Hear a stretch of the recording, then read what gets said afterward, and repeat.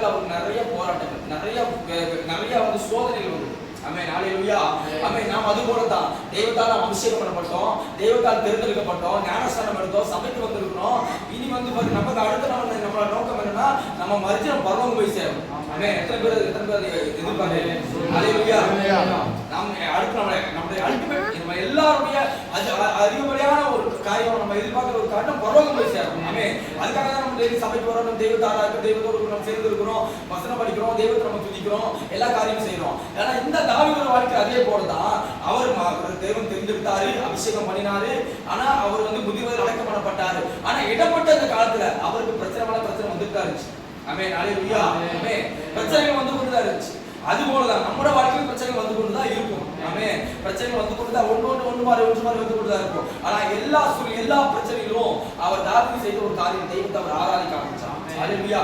தெய்வத்தை அவர் துதிக்க ஆரம்பிச்சார். நம்ம இப்ப